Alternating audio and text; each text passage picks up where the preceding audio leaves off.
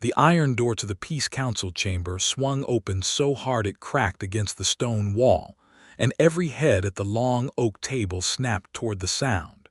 She walked in like she owned the room. 6 feet of green-skinned, battle-hardened orc warrior, moving with a predator's unhurried ease, wearing fitted warrior's leathers the color of dark slate, a close-cut vest that laced up the front over a sleeveless inner shirt of deep burgundy, tight across broad shoulders, and a powerful frame, belted trousers tucked into knee-high boots, twin short swords riding her hips in worn scabbards.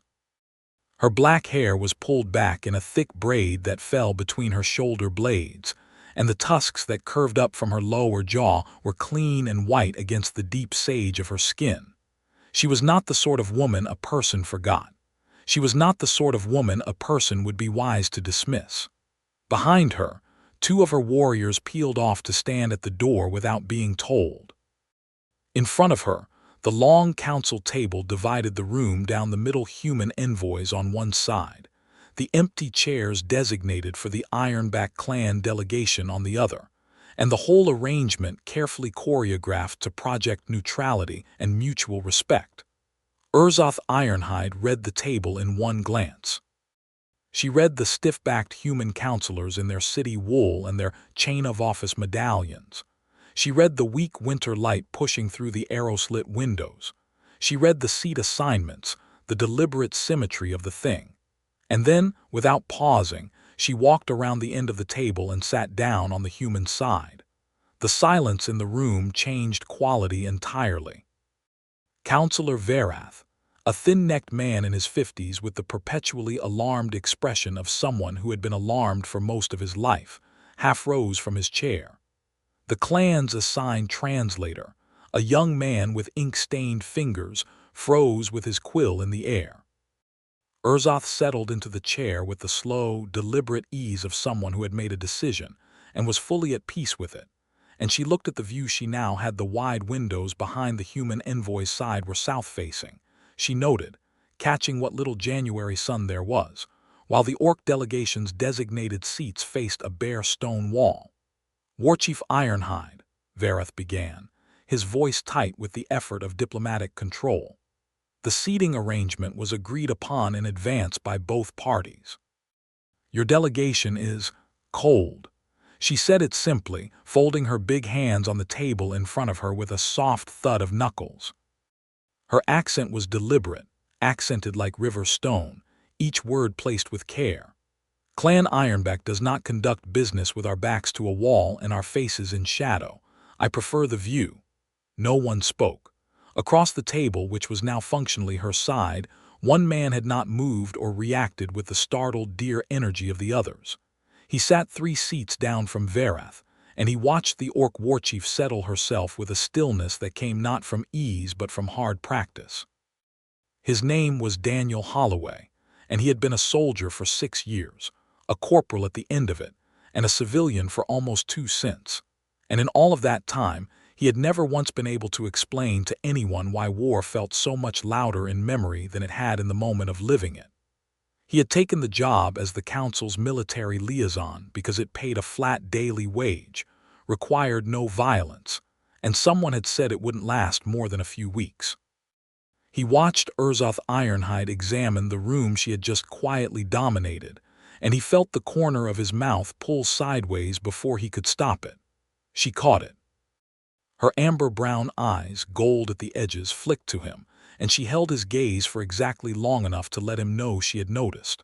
Warchief, Counselor Verath sat back down with the resigned air of a man choosing not to die on this particular hill. If you are comfortable there, then perhaps we can begin.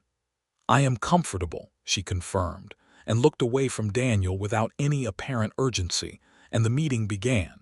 It lasted 4 hours and resolved nothing material. The famine that had been grinding through the Thornwall region for 3 months had created a situation that was simple in its misery and complicated in its politics. Grain stores in Caldenmore, the walled town that served as the meeting's host, were dwindling. The farmsteads in the surrounding valleys had already been stripped by the early freeze. The Ironback clan, whose traditional grazing range covered the highland passes, had, like everyone in the region, been hit hard, but they also sat on trade routes that could theoretically bring supplies through from the northern markets if anyone had the goodwill and the trust to negotiate safe passage. That was the point of the council. That was why everyone was there. What the council had actually done for 4 hours was argue about who had stolen whose grain 3 years ago during the last border skirmish, and whether the terms of the Hillfort Treaty technically covered autumn livestock movement. Daniel said almost nothing. His role was advisory. He sat beside Varath, passed documents when asked, and kept a running notation of anything that sounded like a concrete proposal. There were 7 notations by the end of the meeting, and none of them were from the human side.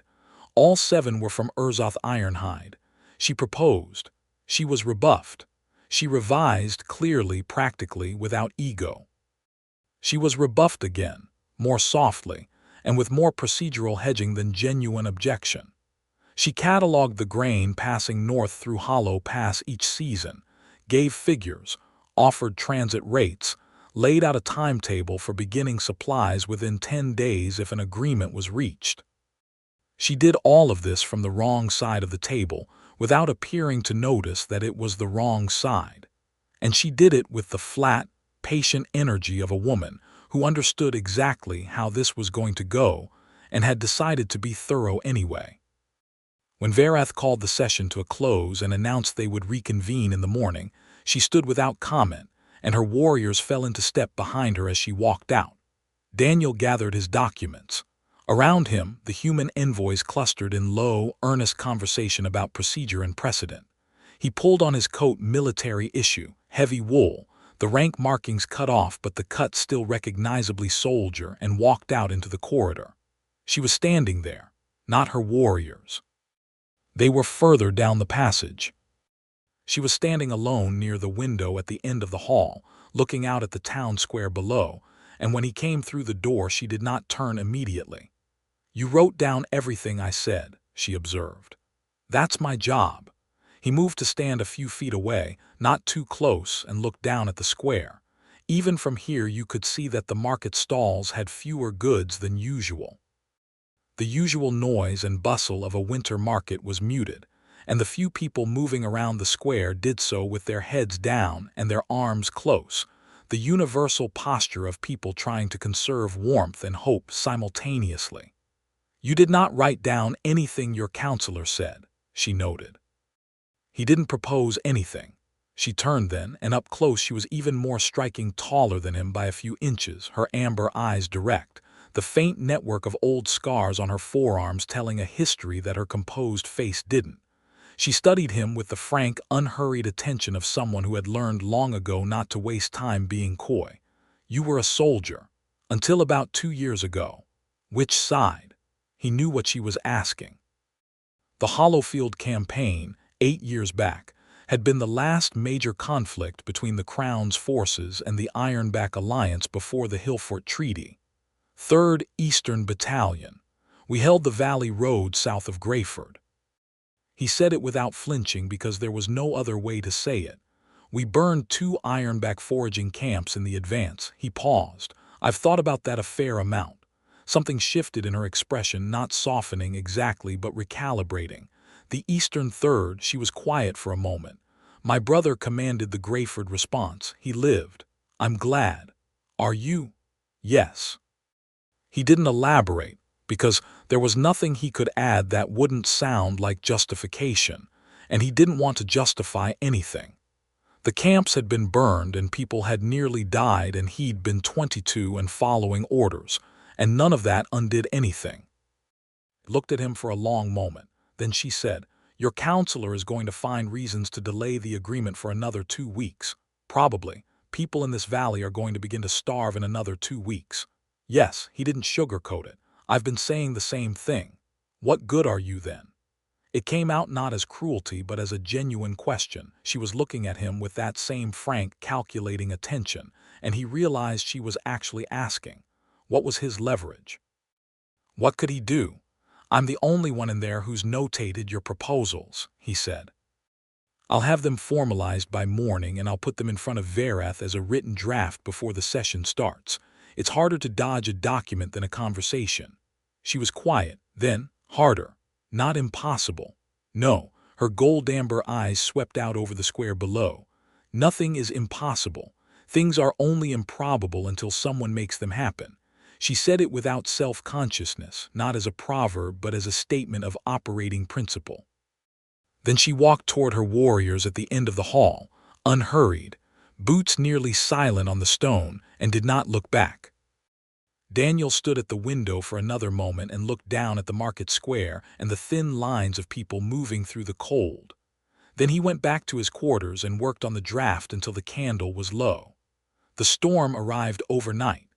He felt it in his sleep before he heard it, the castle groaning around him, wind finding the cracks in the stone, the temperature dropping through the walls. By dawn, when he pulled the shutter open to look, the courtyard below was already knee-deep in fresh snow, and more was coming down in the kind of heavy, windless curtain that meant it intended to keep going for a while. Caldenmore's castle gates were shut. He found out why when he got downstairs. A rider had come in before midnight with word that the main road south, the only good supply route, had been hit by an avalanche. Nothing was coming in or going out. The council was effectively trapped inside the castle grounds until conditions changed, and by the estimate of the gate captain, that meant at least 6 days, probably 10. In a castle already running low on food, with a peace negotiation that nobody was in a hurry to close, this was a problem that had multiple dimensions. Urzoth Ironhide was in the main hall when Daniel came down for breakfast. She was sitting alone at one of the long tables near the fire, or alone in the sense that her 2 warriors were against the wall rather than at her side, and she was eating with efficient concentration and reading a folded document that looked like a map. The hall was otherwise occupied by the castle's permanent staff and a handful of merchants who had been caught inside when the gates closed, and nearly everyone was giving the corner where the orc warrior sat a wide berth. Daniel walked to the food table, filled a bowl from the pot of thin morning porridge that was all there appeared to be, and walked over to her table. "Is this seat taken?" he asked. She glanced up. Then without expression she folded her map and set it aside, and he sat down. They ate in silence for a minute. It was not an uncomfortable silence. "Avalanche," she said, "so I hear. Supply road is shut." She looked at her bowl. "For how long?" "Gate captain said 6 days minimum, probably 10. Caldenmore's stores," she said it flatly, "are already short." He met her look. "Yes." She was quiet, working through something behind those amber eyes. "My clan's trading post is at Highbriar, 8 miles northeast. We have grain there, salted meat, medicinal stores." She set down her spoon. "But the North Pass trail would be difficult in this snow, even for my people." "Could it be done?" "If someone knew the waymarkers, yes." "Do your warriors know them?" "I know them." The correction was minimal, matter of fact. She had scouted those trails herself. That was the kind of warchief she was. "But the council is not going to send the Ironback delegation into the hills to retrieve food that I told them I could provide, and they refused to accept." She said it without bitterness, but the accuracy of it sat between them on the table like a stone. "Let me handle the council," Daniel said. She looked at him with that measuring look. "You handled them very effectively yesterday. I have the draft proposals from last night. And now the castle stores are down and the road is shut, which means the political math has changed. Verath is going to have to listen now." He paused. "He should have listened 2 weeks ago before we even got to the table. He should have listened last year, but this is where we are." "This is where we are," she agreed quietly. After breakfast he found Verath in his rooms, already anxious, which made things easier.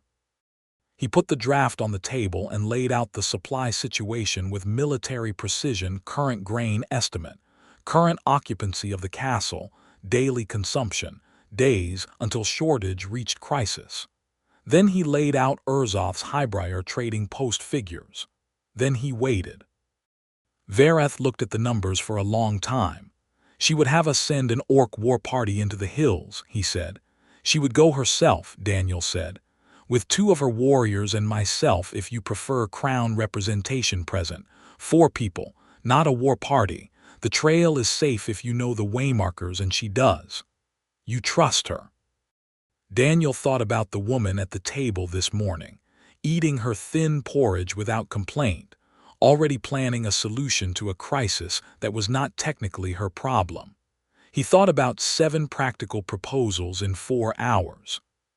He thought about a brother who had survived Greyford and a warchief who had carried the knowledge of it across 8 years without making it a wound she waved around.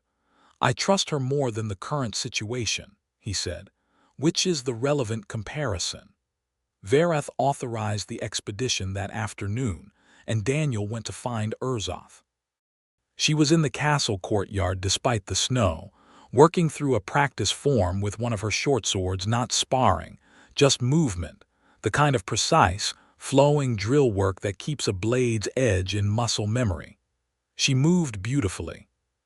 He watched for a moment longer than was strictly necessary before he announced himself, and he told himself that was purely professional assessment of her capability and not anything else, and the argument convinced him about 40%.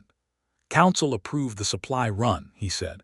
Tomorrow at first light, myself and your 2 warriors. She reversed a cut, stepped, finished the form, sheathed the blade. Snow was on her shoulders and in her braid. And me. And you, he confirmed. It's your trail. And you will not slow me down. Again, not a taunt, a genuine operational assessment. I'll keep up. You have never walked a Highland Pass trail in 2 feet of fresh snow.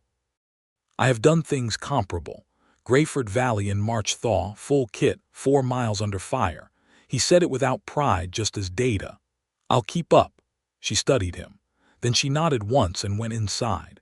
The morning was gray and shatteringly cold. Urzoth set the pace on the North Pass trail, which turned out to be a punishing rhythm that Daniel matched through sheer stubbornness, and the specific stubbornness fueling knowledge that he was not going to be the one who fell behind. The 2 orc warriors, Graka, who was built like a small barn, and Thessa, who was narrow and quiet and fast, moved over the snow with the ease of people who had grown up in these hills. The trail was marked with carved waypoints in the rock faces, half buried in drifts, and Urzoth found each one with the casual certainty of someone reading familiar text. She moved without hesitation, and twice she reached back without looking when the path narrowed, and the drop on the side was steep enough to matter, offering her forearm for balance. And twice Daniel took it without making it anything other than what it was, which was a guide knowing the trail and a traveler being wise about risks. The second time, her hand closed briefly over his wrist rather than the other way around, and neither of them remarked on it. Highbriar Trading Post was a solid stone structure, half buried in snow, with ironback clan markers above the lintel. Urzoth broke the snow lock on the door with a single firm strike of her forearm, and they were inside and warming their hands at a fire Graka had going within 10 minutes. You do keep up, she said, without looking at him. I mentioned. You did. She was pulling stock from the storage racks at the back, passing crates to Thessa, taking inventory with a speed that told him she had planned exactly what to take before they left. Your legs are shorter, but your lungs are better than I expected. Thank you, I think. She glanced back at him with something that was almost amusement. It is a compliment. She handed him a crate. Make yourself useful. He made himself useful. They worked through the afternoon, loading what they could move in 2 trips on the pack sleds they found stored at the back, and while they worked she talked quietly without particular fanfare, but she talked about the trading post. About the clan's winter preparation system, which was meticulous and thorough, and described in terms that made it clear she had designed significant parts of it herself. About Highbriar itself, which had been established not by conquest or treaty, but by a merchant relationship her father had built before her birth, back when the human families of the Northern Valley had still been willing to trade pragmatically, and hadn't yet let a generation of escalating fear make them fearful of trade itself. Your father was a trader, Daniel said. My father was a warchief who understood that war is expensive and trade is cheaper. She lifted a crate that would have required two of him without apparent effort. He fought when it was necessary. He preferred when it was not. She set the crate down. I am the same. Then why warchief? Why not trade chief or council chief or something? She looked at him steadily. Because the title that is respected is the one I can back with force. It would be pleasant if that were not so. She paused. It would be pleasant if many things were different. They made 2 full sleds ready to move at first light, covering the loads with oiled hide and roping them down, and they spent the night at Hybrier. It was too late and too dark to navigate the pass trail back safely, and no one argued with the logic. There was a small inner room at the back of the post with a fireplace, and they built it up and made do with the sleeping rolls from the emergency stores. Gracca and Thessa took one corner. Daniel took the other side. Urzoth laid her roll between the fire and the door, which he recognized as a warrior's instinct best position for response if anything came through, and she was asleep inside of 3 minutes. He lay awake longer, looking at the ceiling, listening to the fire. The cold was the ordinary kind of bone deep that he had learned to simply endure rather than resist, and the room was warm enough, and he was tired enough, and the smell of wood smoke and the low voices of the fire doing its work were familiar enough from 10,000 field nights that sleep should have come easily.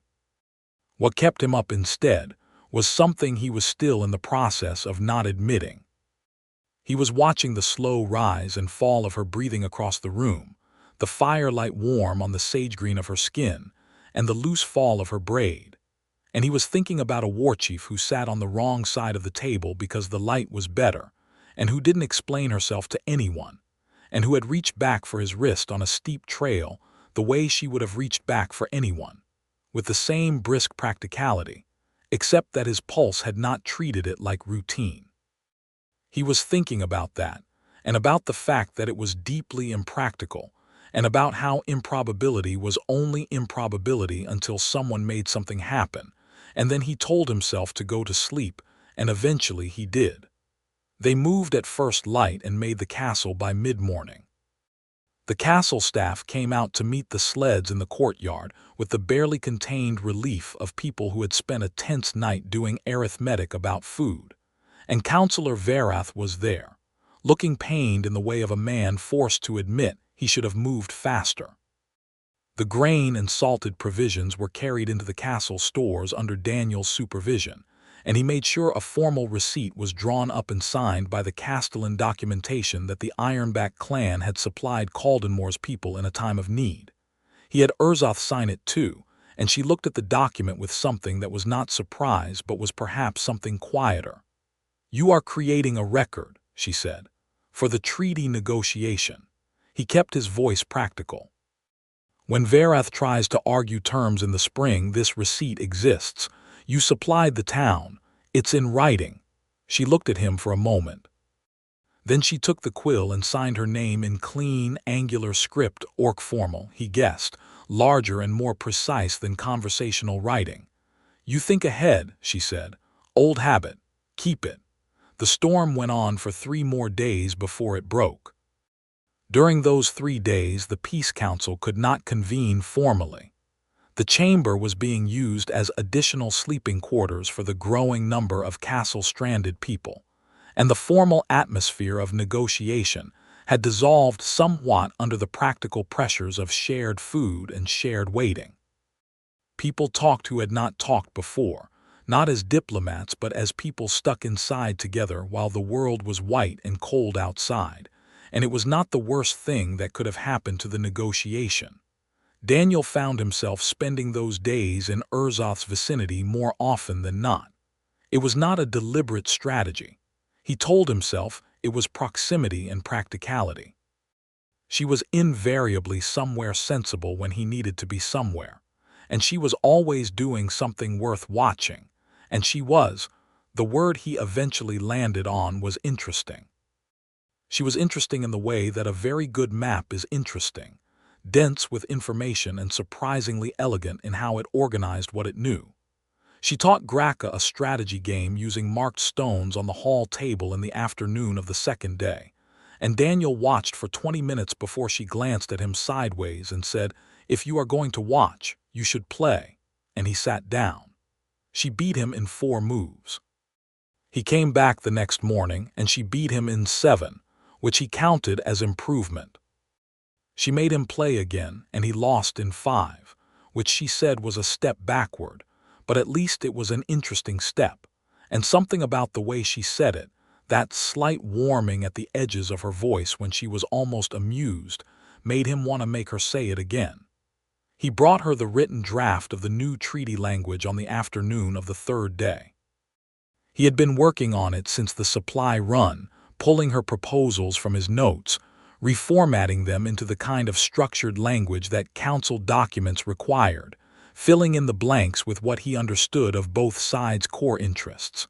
It was 12 pages. He had not been asked to do this. It was, he acknowledged to himself, significantly beyond his advisory brief. She read it at the window, standing, turning pages with deliberate care. He sat nearby and didn't watch, or tried not to. She turned the last page and looked up. "This is thorough," she said. "It's what you proposed, mostly. I just put it in a format the council can't claim they don't understand." Mostly. She looked back at a specific page. This provision, transit compensation for clan work parties. "This was not in my proposals." "No," he kept his voice neutral. "I added it. Your clan will be providing trail clearing services to maintain the supply route. That's labor, and it should be acknowledged as such." She looked at that page for a long moment. When she looked up, something in her expression had shifted in a way that was harder to read than her usual directness. "You understand what is valuable," she said slowly, "and you do not wait to be asked to recognize it." He felt the weight of what she was actually saying, which was not about the treaty provision, and chose not to pretend otherwise. "You should be recognized," he said simply, "for what you actually are. Not for what is convenient for people to think you are." Silence. The winter light was thin through the castle windows. "What do you think I am?" she said, and it was not a challenge.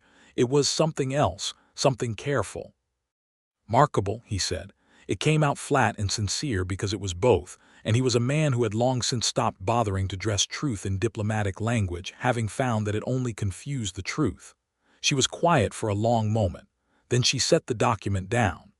"I have been called many things," she said. "Powerful, dangerous, uncivilized, impressive by people who meant it as a slight, useful by people who wanted to borrow what I am for their own purposes." She looked at him steadily. "Not that word. Then the people you have been talking to have limited vocabularies." The corner of her mouth moved. It was small, and then it was gone, but he had seen it, and it was the first fully unguarded thing he had seen from her. The morning of the 4th day, the snow stopped.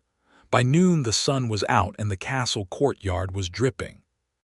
By afternoon, Councillor Verath had reassembled the Peace Council, and Daniel presented the 12-page draft with a covering letter that framed it as a working document rather than a final proposal, which was the kind of semantic framing that made people feel less threatened by the act of engaging with it.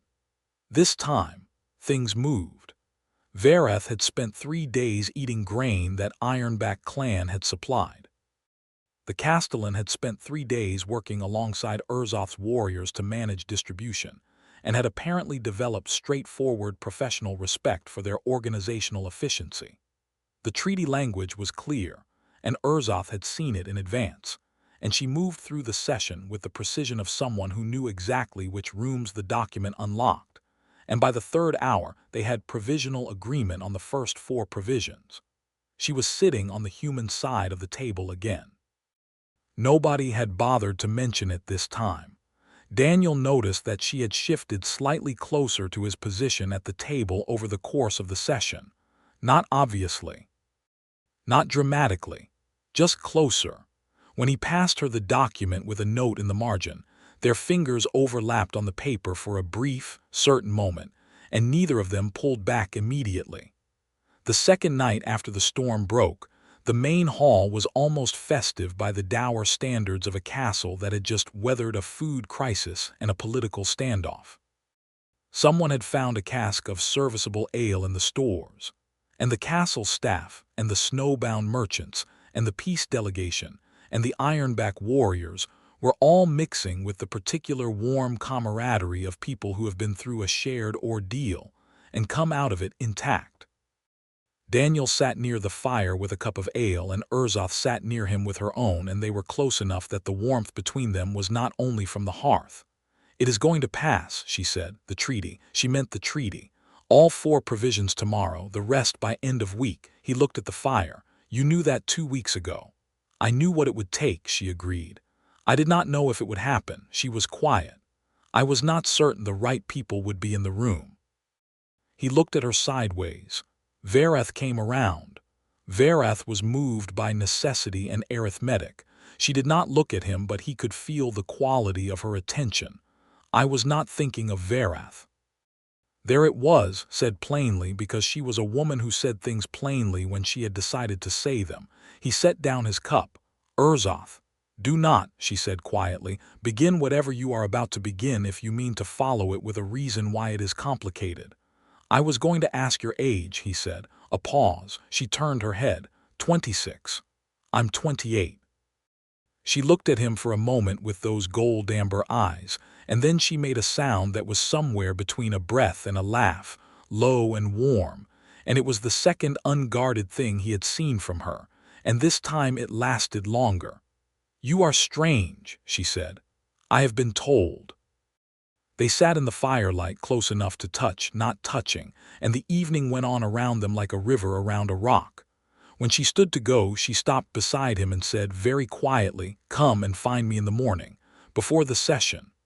"I will," he said. He did. She was in the courtyard again, no sword this time, standing at the south-facing wall where the sun came over the parapet. She turned when she heard his boots on the cobblestones and looked at him with that direct, unhurried look, and then she reached up with one large, steady hand and put it against the side of his jaw and held it there. He stood very still. "You look at me," she said, "the way that is hard to look away from." "I could say the same," he said, against her palm. She leaned down and kissed him, and it was not tentative. Nothing about Urzoth Ironhide was tentative. The kiss was deliberate and warm and certain, and he turned into it with the same quality, because he had spent 6 years in a war learning to take the moments that existed rather than the ones he was waiting for, and this moment existed entirely.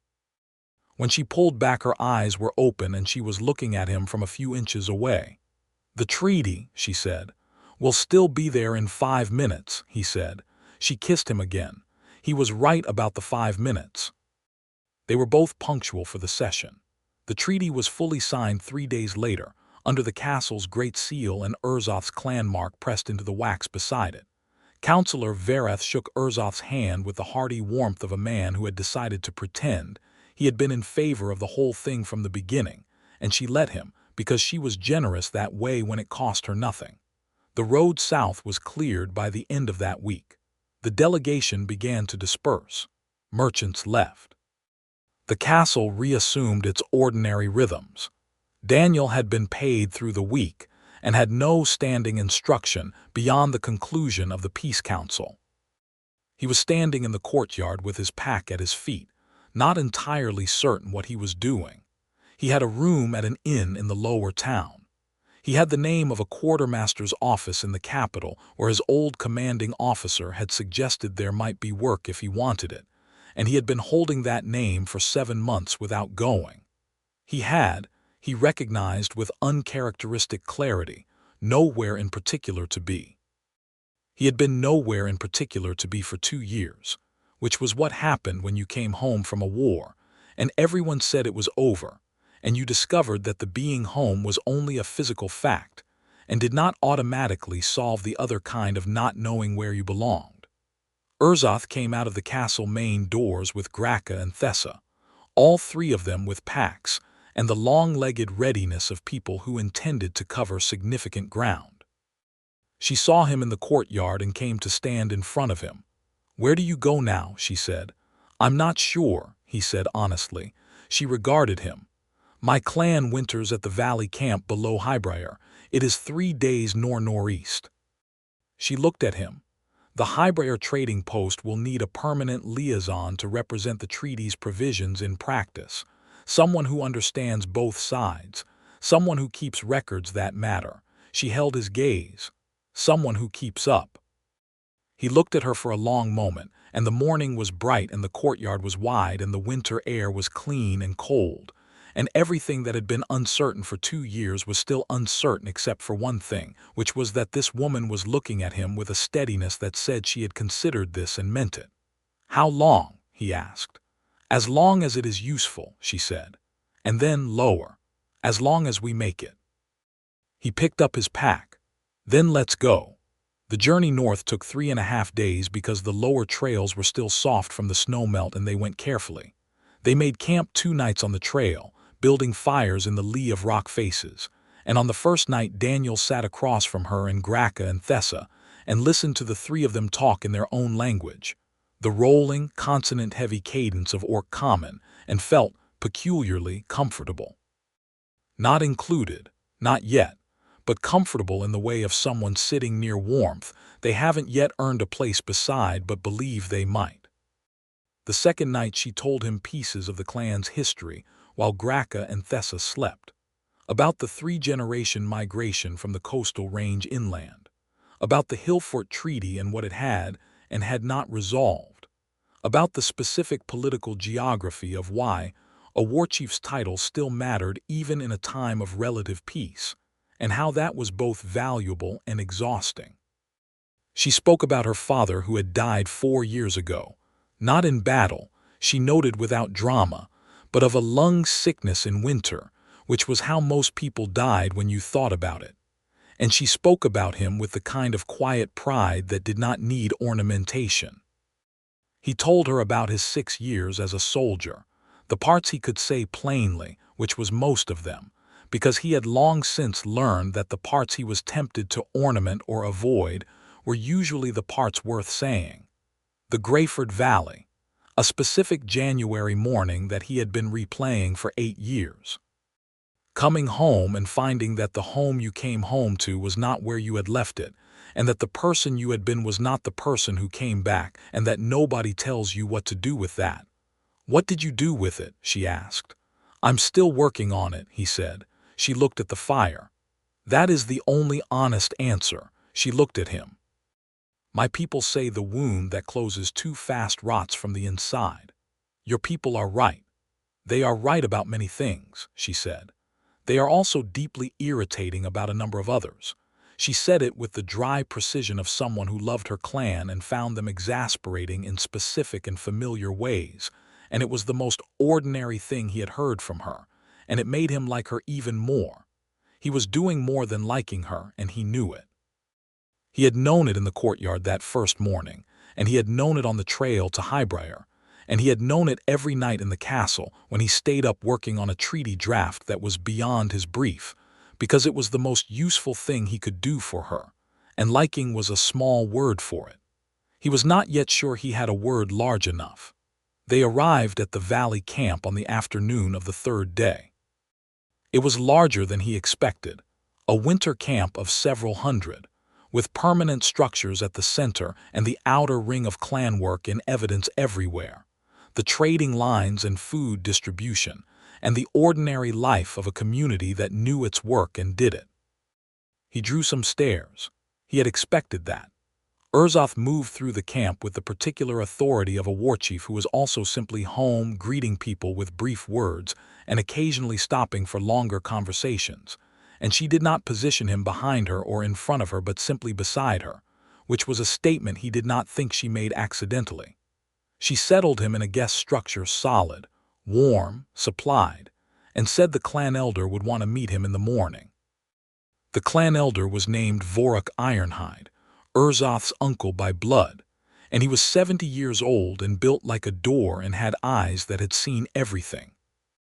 He met Daniel in the morning with what Daniel would describe as friendly suspicion, which was a completely reasonable attitude toward a former enemy soldier showing up in your winter camp alongside your niece the warchief, and Daniel did not take offense. He laid out his credentials plainly, his military history, the peace council, the treaty provisions, his role as liaison.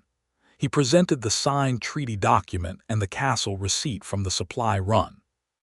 He said he understood that his presence required trust that had not been earned yet, and that he intended to earn it through the work he did, and not through asking for grace that wasn't yet warranted. Vorik listened to all of this and then said in Orc Common something that made two of the watching warriors visibly bite down on reactions. He says, Urzoth translated from beside Daniel, absolutely calm, that you have either very large courage or very small sense, and that he will spend the next month determining which. Fair, Daniel said. Vorik looked at him sharply. Then he said something else. He says fair is the right answer, Urzoth said. He was expecting defensiveness. I'm not defensive about accurate assessments, Daniel said. Another exchange. Urzoth translated. He wants to know if all human soldiers from the 3rd Eastern Battalion are like this, or if you are specifically this way. Specifically me, probably. Vorik appeared to find something about this acceptable. He was not warm, but he was not hostile, and he shook Daniel's hand with the weight of a man testing the grip of someone he is still evaluating, and then left. He likes you, Urzoth said. He definitely doesn't like me. He does not dislike you yet. For Vorik, that is the same thing. The work of the liaison post was real, and there was plenty of it. The treaty provisions needed to be translated into practical arrangements, transport schedules, grain quantities, waypoint maintenance, communication protocols between the clan's traders and Caldenmore's market administration. Daniel spent his days in correspondence and in meetings at the Highbriar post, which he visited twice a week with whoever from the clan was handling that week's trading business, and he organized a record-keeping system that both sides could read and neither could dispute. He was good at it.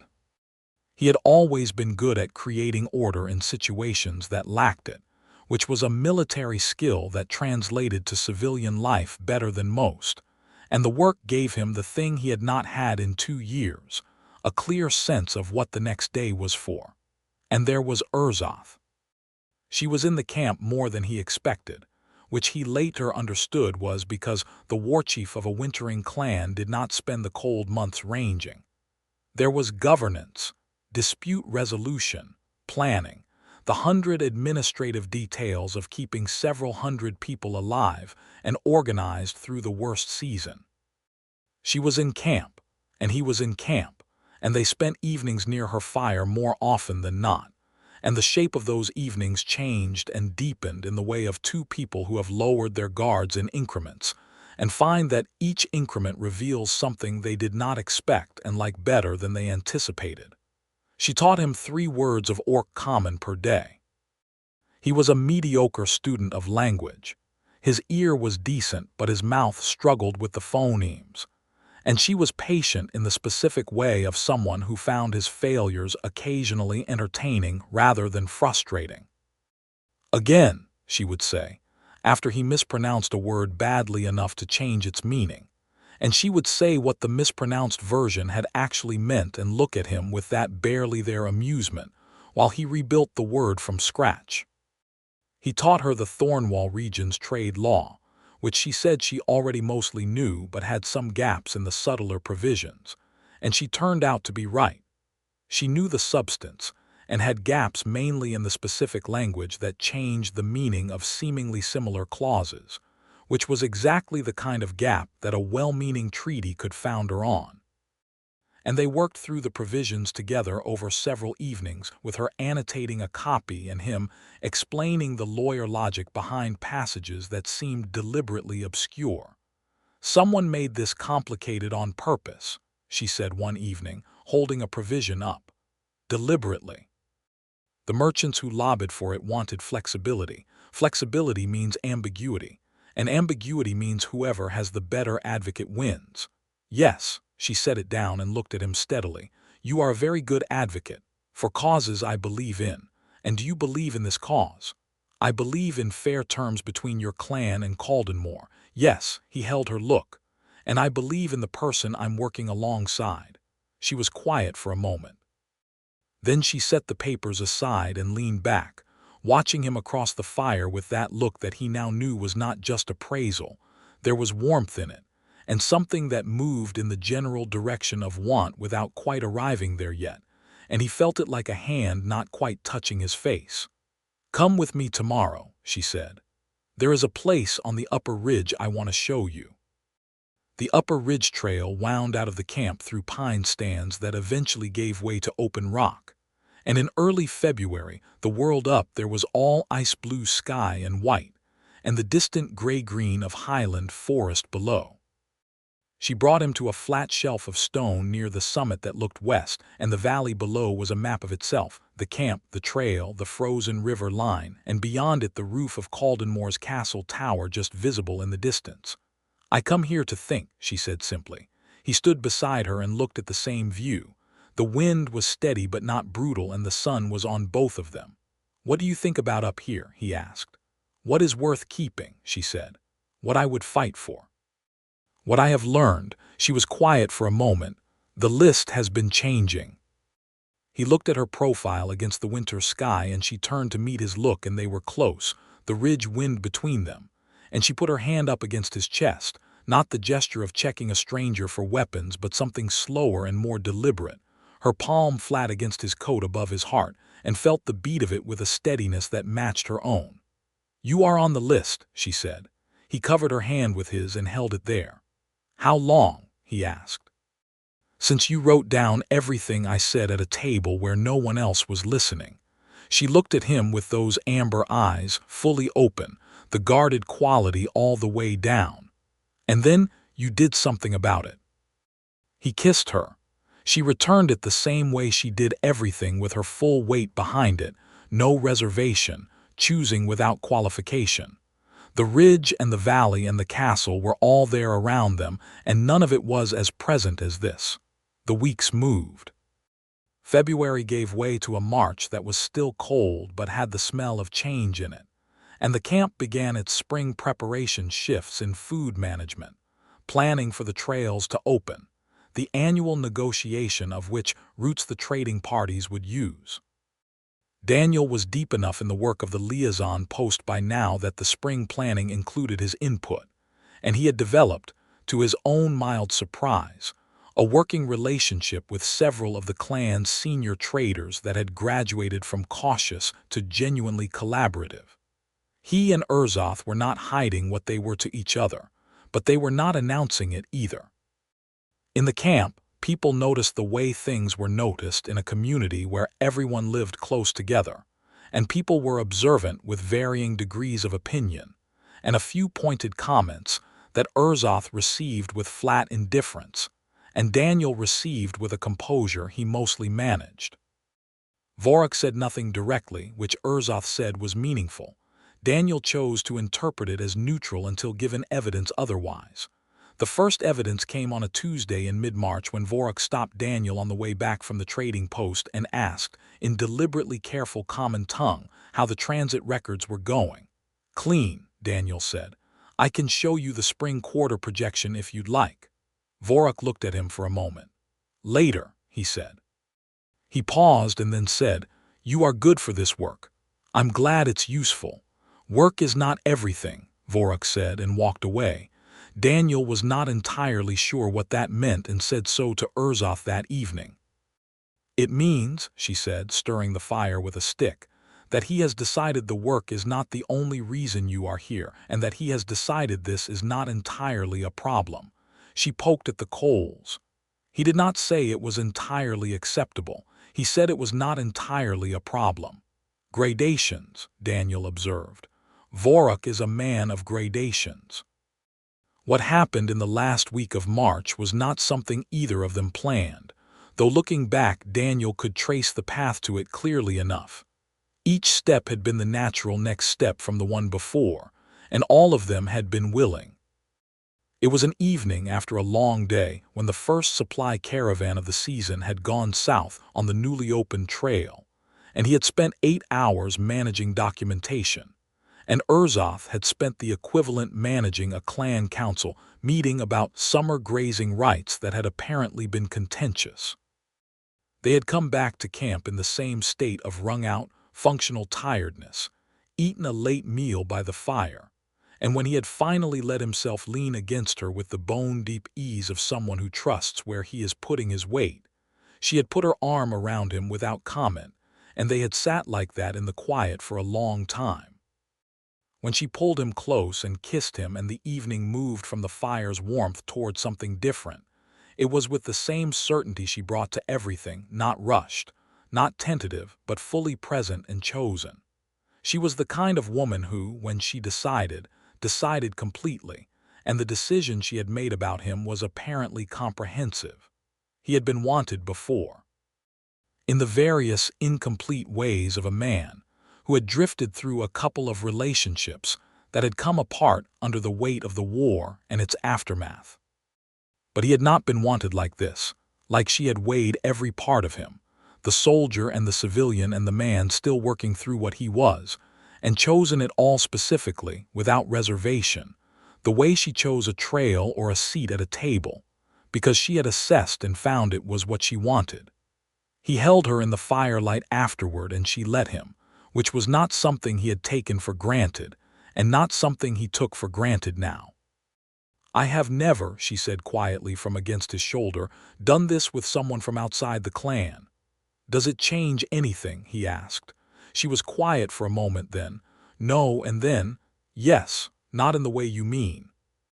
It changes what I have to consider being honest about with my clan." She turned her head and looked at him directly. "I will be honest about it." "I would expect nothing less," he said. "Do not be diplomatic with me." "I wasn't," he said honestly. "Honesty from you is one of the things He stopped and then finished it.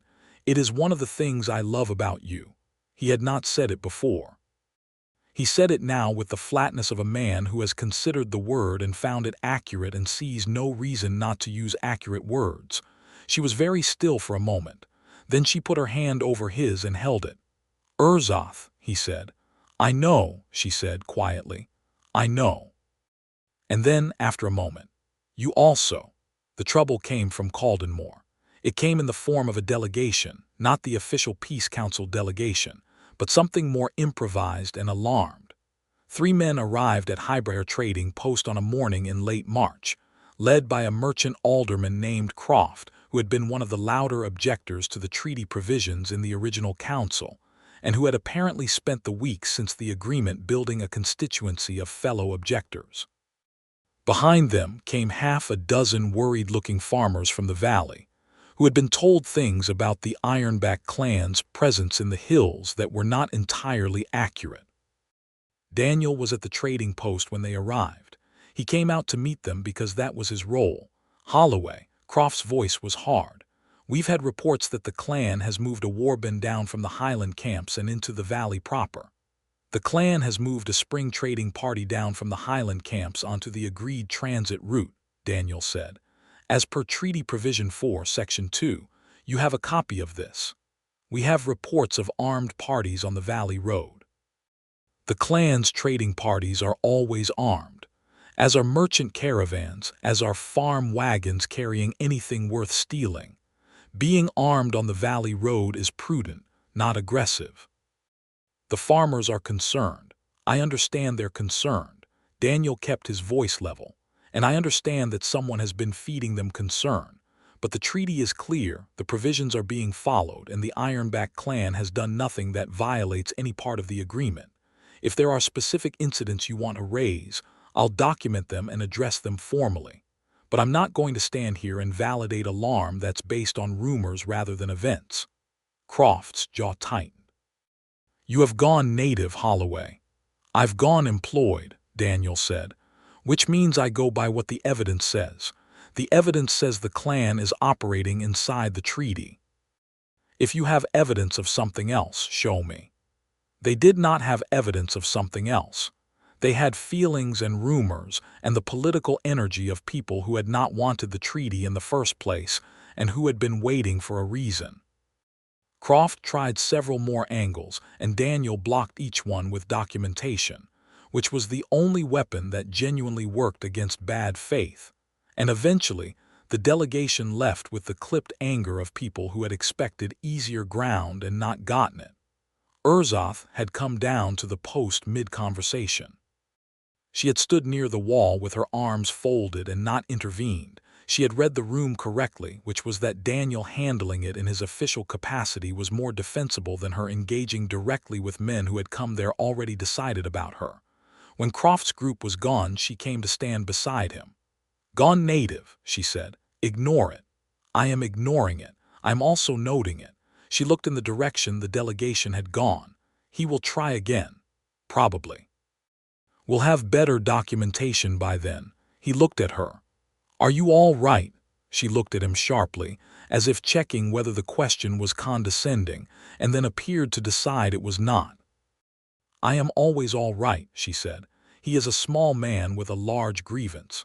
Yes, he held her gaze, but small men with large grievances can create problems. They can. She turned back toward the post. "Come inside. I want to review the transit records for anything they could use as ammunition." They spent the next 2 hours doing exactly that and found 3 passages that were technically ambiguous.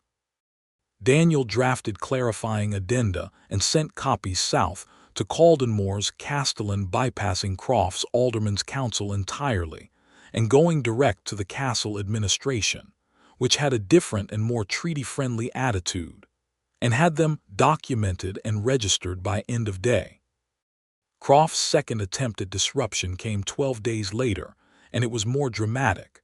It was a market day in Caldenmore, and Daniel had gone south to handle a supply transfer at the market gate. He had come without a clan escort because the gate captain had been an ally since the supply run, and the transfer was routine. Urzoth had her own business at Highbriar and would come south in the afternoon.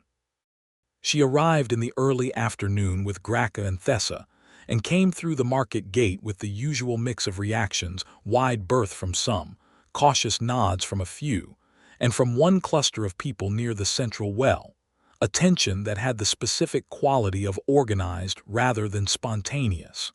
Croft was there. He had about 20 people with him, which was not a mob but was enough to be a statement, and he had apparently decided that the place to make his case was publicly, in the market square, in front of as many people as possible.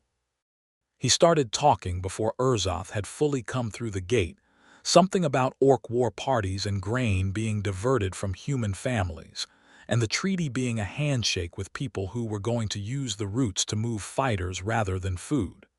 It was the same stuff, louder and more theatrical. But it was working on the crowd, which was the point.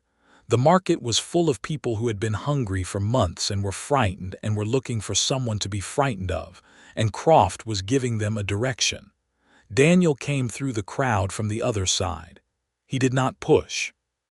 He came through to the open space between Croft's group and Urzoth's position near the gate, and he stopped in the middle, and he turned to face the crowd, not Croft specifically, but the wider ring of people, the ones who were afraid rather than orchestrated, and he said, in the carrying voice he had learned from 6 years of being a soldier in loud, chaotic situations, "My name is Daniel Holloway. I'm the Crown-registered liaison for the Ironback Caldenmore Treaty, and I've been working this post since January." He held up the document case he was carrying. "I have here the complete transit records for every grain shipment, every trading party movement, and every Ironback clan interaction with this valley for the last 2 months. Every record, every date, every quantity." He looked at the crowd. "None of it matches what you just heard, not one single item." He opened the case and held up the relevant record, not to read from it, but to show it existed, to show it was solid and real and had the castle seal on it. "This town was going to run out of food in January," he said. "It did not. You know what changed. You were there. You received the grain." He looked at the farmers in the outer ring, the ones with the hungry, uncertain expressions. "The Ironback clan walked 8 miles through a snowstorm to bring you stores. That is what happened. That is in the record." Croft started to say something, and Daniel turned to face him directly and said, quietly enough that it was only for Croft, "You don't have evidence. I do. Push this any further in a public square and I will read every record out loud." Croft looked at him for a long moment. Then he looked at Urzoth, who was standing at the gate with Gracca and Thessa, absolutely still, watching the scene with the expression of a warchief observing a tactical situation. Croft read the crowd, which had shifted when Daniel read the records, not fully, but enough. He had lost the momentum. He gathered his group and they moved off into the market with the aggrieved shuffle of people who had not gotten what they came for. Daniel looked back toward the gate. Urzoth met his eyes across the square. She walked toward him through the market, and the crowd parted not entirely but more than it would have 2 months ago, and she stopped in front of him and said, very quietly, "That was good. It was necessary." "It was good," she repeated, and there was something in her voice that he did not always hear from her, something warm and fierce at once. Not gratitude exactly, but close to it, and something else that was possessive in a way that was not uncomfortable at all. "Let's do the supply transfer before this crowd disperses," he said. "Yes," she said, and fell into step beside him with Gracca and Thessa behind, and they walked through the market like what they were, partners, the word finally arriving as fully accurate. What happened in the trading post later that afternoon was not what either of them anticipated. Urzoth had been leaning over the supply manifest at the back table, her braid falling over her shoulder, and Daniel had come to stand behind her to look at the same column of figures. And when he pointed at a number and his arm was alongside hers, she had turned her head and they were very close, and he had kissed her in the clear afternoon light coming through the post's south window. She had turned into it and her hand had come up to the back of his neck, and the kiss went somewhere that had the quality of everything that had been building since a castle corridor in January, and he was fully in it, and she was fully in it, and neither of them heard the door. Gracca, coming in for the second supply crate, did not precisely burst through the door but did open it with the brisk energy of a warrior who had not expected to need to knock. He stopped. He looked at the scene. He backed out of the door and pulled it shut with great deliberateness. Through the closed door, the sound of Gracca speaking in rapid Orc common to Thessa, then a silence, then what sounded like Thessa laughing quietly. Daniel looked at the door. Urzoth looked at the door. She had the particular expression of a person who has been caught by someone who reports to them, which had a specific kind of dignity cost. "They were going to know," Daniel said. "I was not concerned about their knowing. I was concerned about the specific how of their knowing."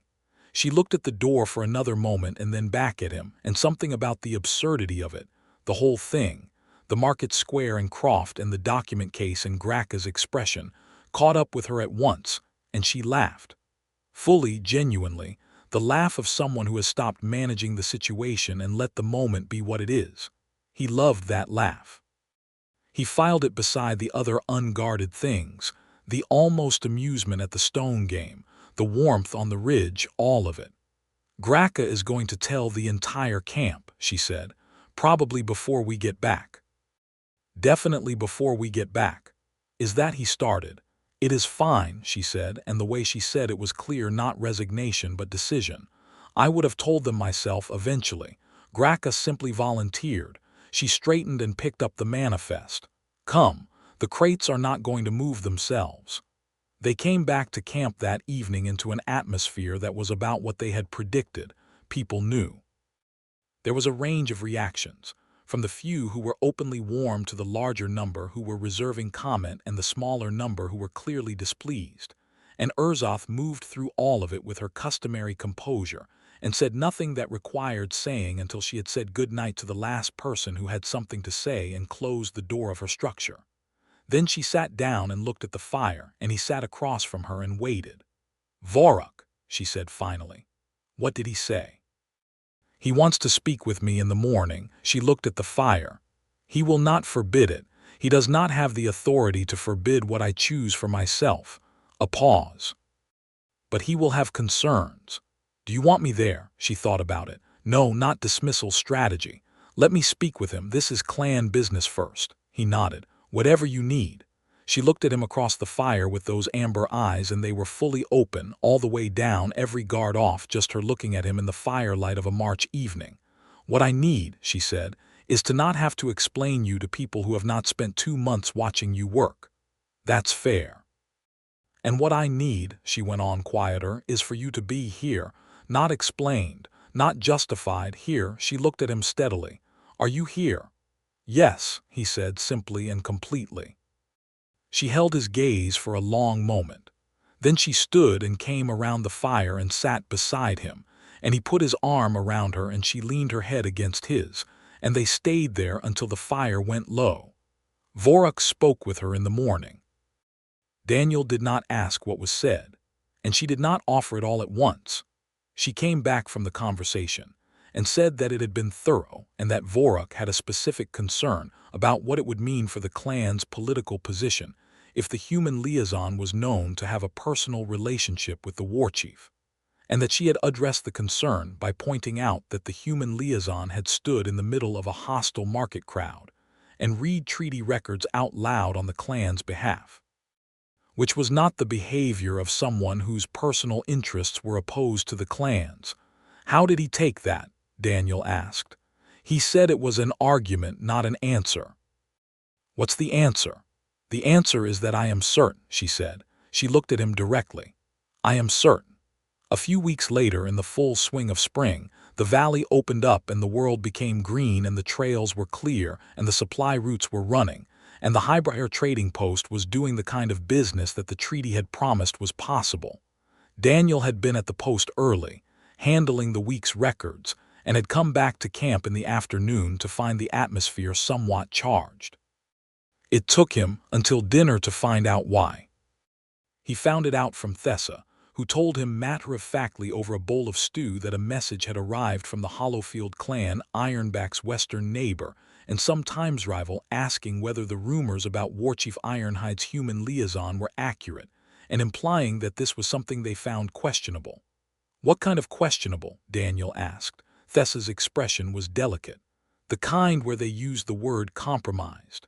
He set down his bowl. Where is Urzoth? She is dealing with it, Thessa said. I'm going to go help her deal with it. Thessa gave him a look that had the complicated quality of a warrior who respects someone's instinct but doubts their tactical judgment. You want to walk into a conversation about whether the Warchief has been compromised by a human and make the argument myself, he said. Yes. He found Urzoth in the council circle, a designated meeting space near the center of camp, currently occupied by Urzoth and Vorok and two other senior clan members, and through a message relay, a Hollowfield representative who had apparently arrived that afternoon. He walked into the edge of the circle and stood there and waited. Urzoth saw him and said nothing immediately. She read his face, and whatever she read there made her still for a moment. Then she said something in Orc Common addressed to the Hollowfield representative, who was a broad, skeptical-looking warrior in his 40s, and the representative looked at Daniel and said something back. Urzoth translated for him, without appearing to think twice about it. He asks if the human believes he has something to say that is relevant here. I do, Daniel said. He looked at the representative directly. My name is Daniel Holloway. I am the registered liaison for the Ironback Caldenmore Supply Treaty. Since January, the clan has provided enough grain and supplies to keep Caldenmore's population fed through a road closure and a famine condition. The treaty provisions are operational and profitable for the clan. The Eastern Valley routes are open. The trading relationships are functional. He paused. You are here because someone told you that the Warchief has been compromised by the fact that she and I are together. He did not soften the word or qualify it. I want to ask what specifically has gone wrong, what provision has failed, what arrangement has been broken, what harm has come to the clan because of this. He looked at the representative. Not what people are saying. What has actually happened? The representative looked at him for a long moment. Then he looked at Urzoth. She was watching Daniel with an expression he had seen once before on the ridge in February when she had put her hand flat against his chest, fully open. The representative spoke. Urzoth translated. He says the concern was that your judgment would be impaired by personal interest. I understand the concern, Daniel said. It would be a legitimate concern if she were asking me to overlook failures in my duty, or I were asking her to make decisions that favored my interests over the clan's. If you find evidence of either, I'll answer for it." He held the man's look. "But if the concern is just that two people decided they wanted each other, and you're worried about what the neighbors will say, then that is a different kind of problem and one I respectfully decline to be responsible for solving." Silence. Then Vorak, who had been sitting with his arms folded through the whole exchange, said something brief in Orc Common, stood up, and walked away. Thessa, who was in the outer ring, muttered something to Graka. The Hollowfield representative looked at Daniel for another moment, then at Urzoth, and said something that sounded like a conclusion. "He says," Urzoth said very carefully, "that you are either the most honest man he has met in 30 years of negotiation or you are very stupid, and he has not decided which." "He is not the first person to say something like that to me," Daniel said. The representative almost smiled. He said something else. "He says he will see what comes of the treaty terms by midsummer before deciding how to position the Hollowfield clan's opinion." "That's all I can ask," Daniel said. After the council circle had emptied out, Urzoth came to stand in front of him in the open ground, and she looked at him with those amber eyes, and she said nothing for a moment, which was not unusual for her. She always considered what she was going to say. "You walked into that," she said. "Yes. You did not ask me if I wanted you to." "No, I should have. I'm sorry if you—" "I am not asking you to apologize." She cut it off, not harshly. "I am saying you walked into that for me." "Of course I did." "Not of course." There was something rough in her voice, carefully contained. "Not many people do that, not for—" She stopped. "For you," he finished quietly. She was very still. Then she reached up and put her hand against his jaw, the same gesture as the castle courtyard in January, and this time she held it there longer, her thumb tracing the line of his cheekbone, and her eyes were bright with something that she was holding in by force of the same composure she brought to everything. "I chose you," she said. "At that table in January. I looked at you and I chose." A pause. "That does not happen often." "I know. Do you know what it means in my culture?" She held his gaze. "To choose." "Tell me," he said. "It means it is not undone," she said. "When my people choose, we choose all the way, not because we have to, because we understand what it is worth." Her thumb was still against his cheekbone. "I am telling you so you understand what you are to me." "I understand," he said, and then, "I chose you too. I know I have less ceremony around it, but I chose." "I know," she said. "I watched you choose every day." Something in her voice was raw, and she let it be raw, which was as much vulnerability as he had ever seen her offer. "It is not always easy for me to let someone matter this much. I know that too." "And yet you," she searched for the word, "you stayed. You just stay." "I'm going to keep staying," he said simply. She kissed him in the middle of the council circle with the evening light coming in amber across the camp, and it was not their first kiss or their 100th, but it was the one that had the specific quality of a thing that has been said out loud and therefore exists differently in the world. He held her and she held him, and around them the camp went on with its evening business, and if people looked, they looked. Let them look. She did not say it out loud. She did not have to. Spring deepened into the full green of early summer. The supply routes were running clean and the trading post was busy, and the valley below Highbriar was, for the first time in a year, not hungry. Caldenmore's market was full. The farmers who had stood in the square with Croft in March were buying and selling with the relieved energy of people who had survived something and come out the other side. Daniel saw some of them at the market gate when he brought supply consignments through, and they nodded at him, and a few of them nodded at Urzoth, and it was not warmth exactly, but it was not hostility either, and it was movement in the right direction. Croft was there one day. He looked at Daniel and then at Urzoth and then away, and that was all. The castellan, the gate captain, the castle's quartermaster, they were all straightforwardly decent. The treaty was working. The records were clean. The relationship between the Ironback clan and Caldenmore's administration was, against considerable odds, functional and growing more so. One evening in late spring, Vorak came to Urzoth's fire and sat down without being invited, which was his way, and he accepted a cup of hot tea and he sat for a while and he looked at Daniel and he said, in careful common tongue, "You have worked well." "Thank you," Daniel said. "My niece chose well." A pause. "I did not expect this." "I know. I am glad to have been wrong." He said it with the precise effort of a proud man admitting something, and Daniel treated it with the respect it deserved, which meant accepting it without making a speech about it. "I'm glad, too," Daniel said. Vorik sat for a while longer and drank his tea and said nothing else and eventually went to bed, and Urzoth looked at Daniel from across the fire with an expression that was wholly warm and slightly wry, and he thought again about all the unguarded things he had been collecting since January. She was remarkable. He had told her so in January and he still believed it, and it was not a smaller thing for being repeated. It was the same thing, solid, not requiring revision. The midsummer came in. The Hollowfield representative sent word, not a formal letter, but a message through a clan trader, that the treaty results were visible, and that the Hollowfield clan would not be taking a negative position on the Ironback Caldenmore arrangement.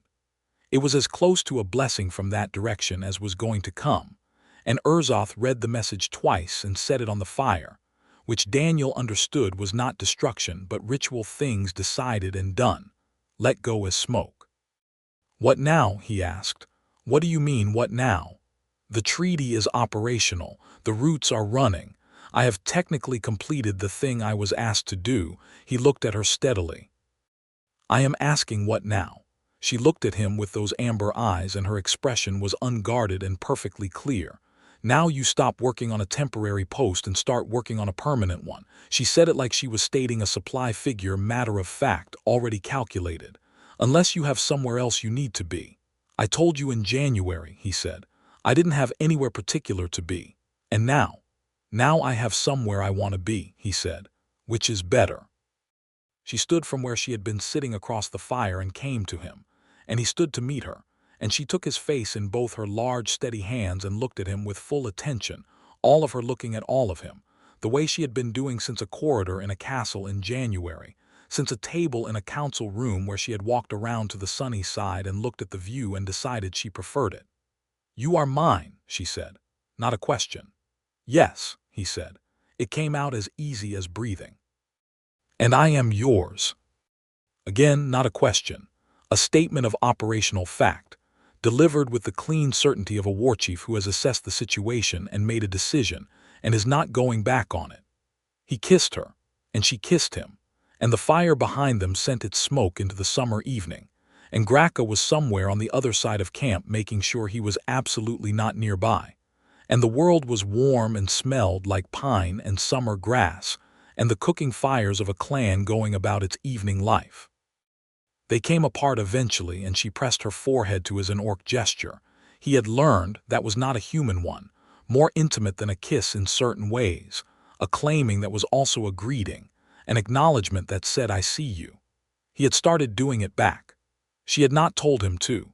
She had looked at him the first time he had done it, returned without thinking, and something in her face had gone still in a particular way, like a door opening to a room she had not let anyone into. That room was open now. He was in it. He was going to stay in it.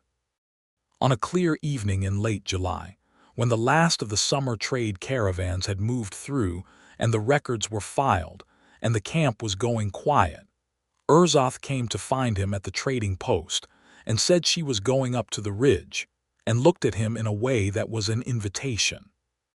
The ridge at sunset in summer was different than the ridge in February.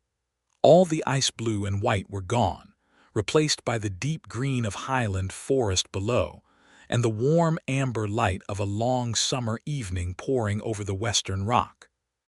The valley spread below them in every direction, and the distant smudge of Caldenmore was visible to the south, and the clan's camp below them was showing its own firelights as the evening came in.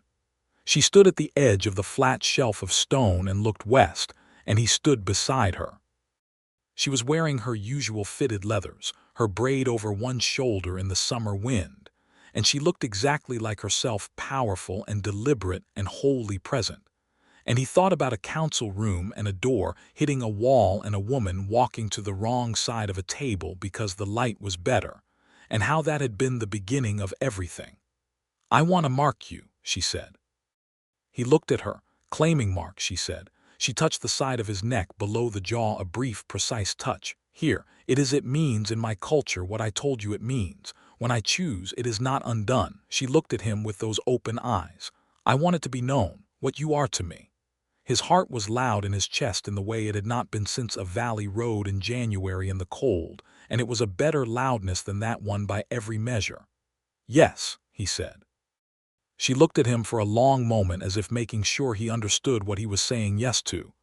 And then she moved to face him and put her hands on either side of his jaw and tipped his head sideways, gently, with a care that was all the more striking for coming from hands that could bend iron.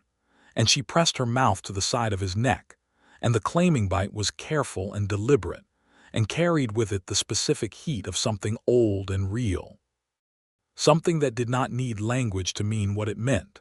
When she pulled back, she looked at the marks, small and clear, exactly placed, and something in her eyes was satisfied and full and warm. "There," she said softly.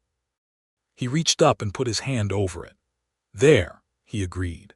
She looked at him with all of herself, wide open, and he looked back the same way, and the evening light was on both of them, and the valley was below them, and the world was large and warm and going on in every direction.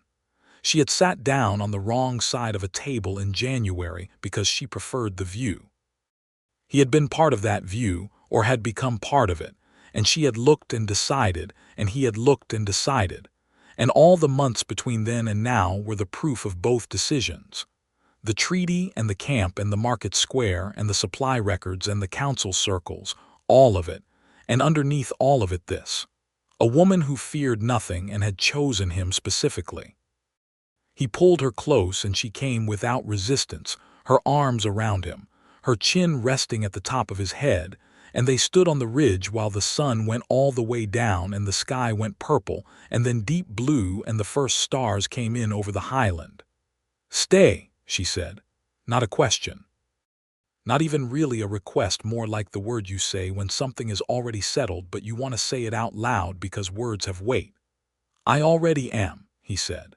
The summer stars came out over the valley, and the clan's fires glowed below, and the trading post at Highbriar was dark and locked and ready for morning, and the treaty records were clean and complete, and there was nothing left to prove to anyone.